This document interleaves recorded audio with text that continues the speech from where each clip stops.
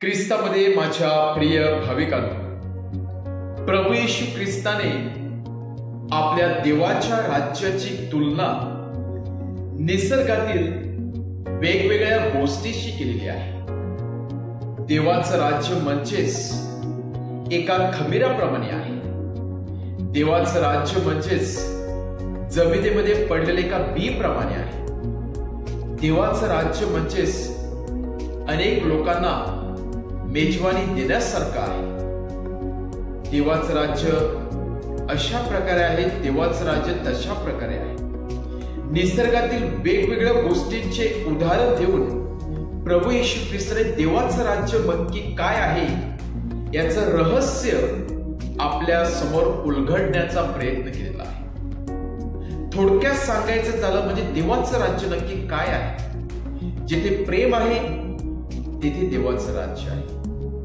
जेथे न्याय आहे तेथे देवाचं राज्य आहे। जेथे एकता आहे, बंधुता आहे, जिथे मैत्री आहे, जेथे सामंजस्यपणा आहे तेथे देवाचं राज्य आहे। म्हणजेच जिथे शांती आहे, कृपा आहे, प्रेम आहे तिथे देवाचं राज्य आहे। आणि त्या सर्व गोष्टींमध्ये देवाचं राज्य समावलेलं आहे।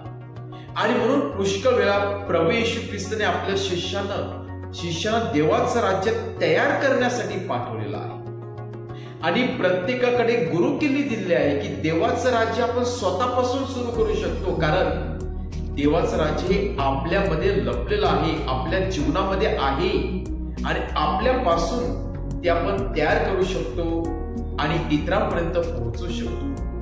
आणि त्यामुळे देवाचं राज्य कुठे स्वर्गामध्ये आहे, कुठे वर आहे, खाली असं नाही। ते देवाचं राज्य आपल्या स्वतःच्या हृदयामध्ये आहे।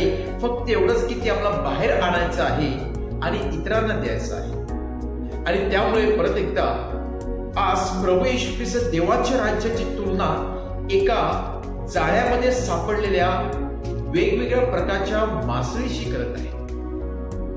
कोणा एका कोळीच्या जाळ्यामध्ये वेगवेगळ्या प्रकारचे मासळी सापडले आणि मग त्या व्यक्तीने ती चांगली मासळी वेगळी केली आणि जी खराब मासळी होती, मरण पावली होती, ती त्याने परत फेकून दिली। याचा अर्थ असाच की जी मासळी योग्य होती त्याची योग्य ठिकाणी निवड केलेली आहे, परंतु जी मासळी अयोग्य होती, खाण्यासाठी अयोग्य होती, विकण्यासाठी अयोग्य होती, तिचा फार फायदा नव्हता, अशा मासेला परत फेकण्यात आलेला आहे।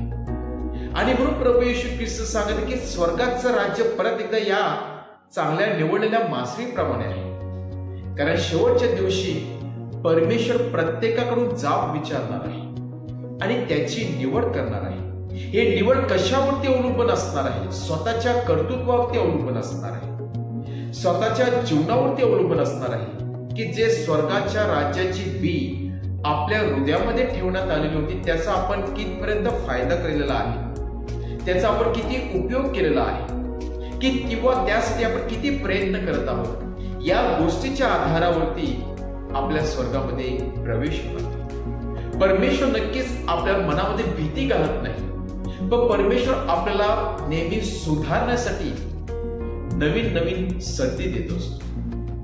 आणि म्हणूनच या जाळ्यामध्ये सापडलेल्या मासळीचं उदाहरण देऊन आणि स्वर्गाचं राज्य काय आहे हे आपल्याला समजून प्रभू येशू ख्रिस्त परत एकदा आपल्या स्वतःच्या जीवनावरती मननचिंतन करून चांगले जीवन जगण्यासाठी आपल्याला पाचारण करत आहे की आपल्याला चांगल्या मासळीप्रमाणे बनायचं आहे की दुर्गंधी असलेल्या खराब झालेल्या मासळीप्रमाणे बनायचं आहे, ते आपल्या हातामध्ये आहे। म्हणजे स्वर्गाचं राज्य कशा प्रकारे तयार करायचं आणि कुठपर्यंत पसरवायचं, कितपर्यंत पसरवायचं हे आपल्या स्वतःच्या हातामध्ये आहे, इतरांच्या हातामध्ये नाही।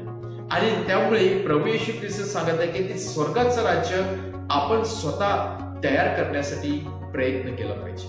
आणि त्यामुळेच आज देऊळमाता आपल्या समोर संत अल्फान्सो लिगरी याचं उदाहरण ठेवत आहे। ते म्हणजे पवित्र मरीचे भक्त होते।